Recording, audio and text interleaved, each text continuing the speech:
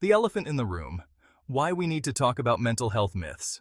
Look, let's be honest. Talking about mental health can be about as comfortable as a root canal with a rusty spoon. It's awkward.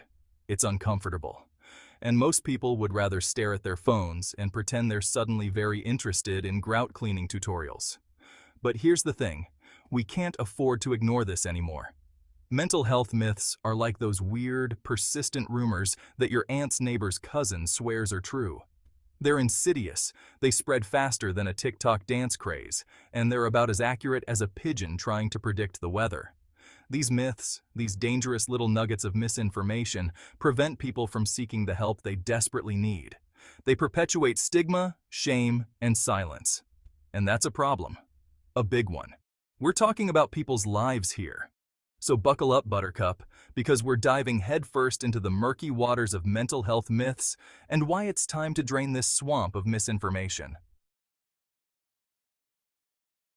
Just get over it.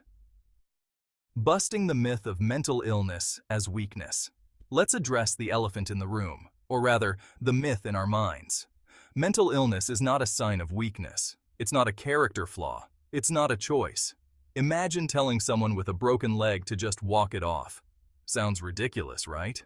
Mental health is just as real as physical health. Depression, anxiety, bipolar disorder. These are real medical conditions, folks, not personal failings. Our brains, those squishy organs we rely on for literally everything, can experience problems just like any other part of our bodies. Chemical imbalances, genetics, trauma, these can all contribute to mental health challenges. Shaming someone for struggling with their mental health is like blaming them for catching a cold. It's pointless, unhelpful, and frankly, just mean. Mental illness doesn't discriminate. It can affect anyone, regardless of age, gender, race, or income. So let's ditch the judgment and offer support instead, shall we? Absolutely. It's time to change the narrative and recognize that seeking help is a sign of strength, not weakness. We all need support sometimes, and there's no shame in that. Therapy is for everyone, yes. Even you. Let's talk therapy, shall we? There's this weird stigma surrounding therapy, like it's some exclusive club. Newsflash. Therapy isn't just for crazy people. It's for anyone who wants to improve their mental well-being. Think of it like going to the gym for your brain. We all go to the gym to get stronger and feel better. Therapy is the same deal, just for your mental muscles. It's a safe space to talk about your problems and develop coping mechanisms. Life can be tough, and having a trained professional to help is invaluable. So, ditch the stigma and embrace the power of therapy. Your brain will thank you for it. The high cost of silence. How myths hurt us all. Okay, let's get real for a second. These mental health myths? They're not just harmless misconceptions floating around in the ether. They have real-world consequences. And frankly, they're costing us, big time. When people believe that mental illness is a sign of weakness or that therapy is only for serious cases, they're less likely to seek help when they need it most. They suffer in silence, afraid of judgment and rejection, and that silence can be deafening. Untreated mental health conditions can spiral, leading to job loss, relationship breakdowns, and even suicide. But here's the kicker. It's not just individuals who suffer. The economic burden of untreated mental illness is staggering. We're talking billions of dollars lost in productivity, healthcare costs, and more. These myths affect all of us, whether we realize it or not.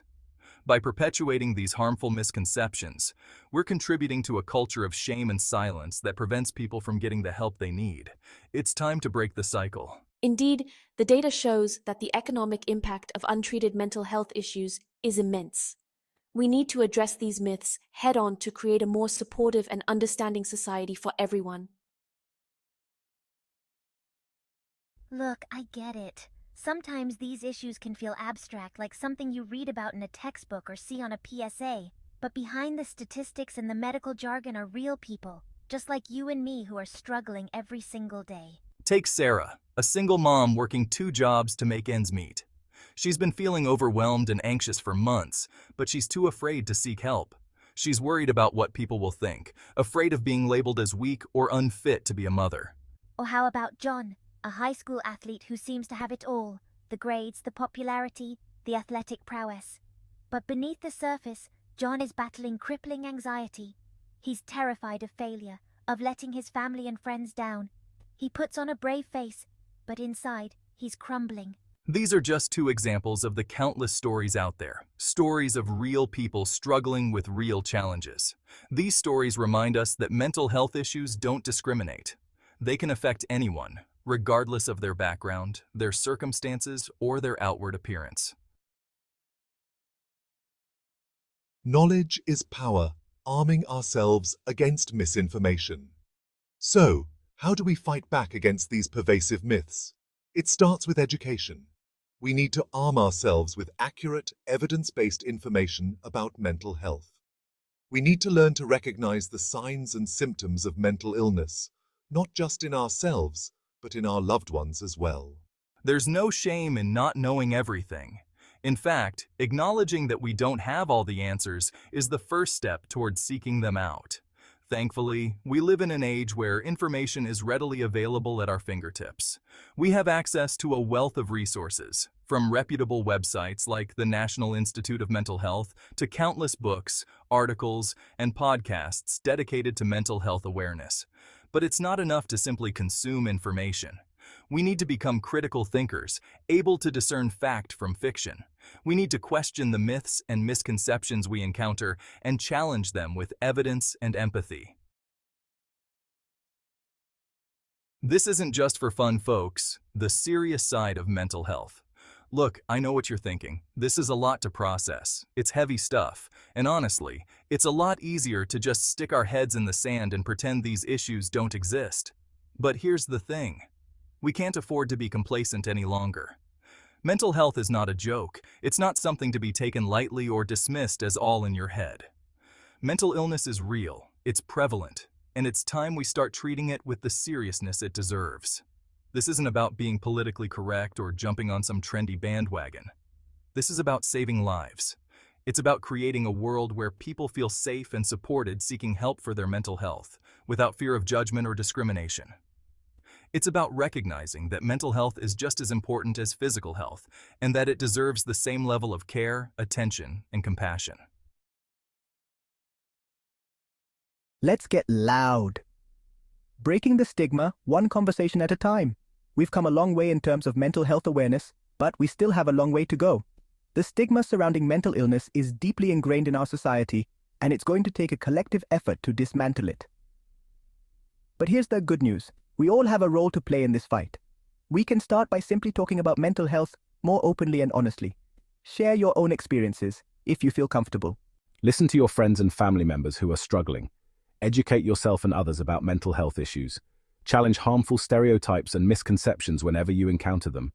Every conversation, every act of empathy, every step we take towards understanding is a step towards breaking down the stigma and creating a more supportive and compassionate world. Your mental health matters. A final word. Look, I'm not a therapist, and this isn't a substitute for professional help. But if there's one thing I want you to take away from this, it's this. Your mental health matters. You matter. Don't let anyone tell you otherwise. If you're struggling, please reach out for help. Talk to a trusted friend, family member, therapist, or doctor. There are people who care about you and want to help you through this. You don't have to suffer in silence. You are not alone.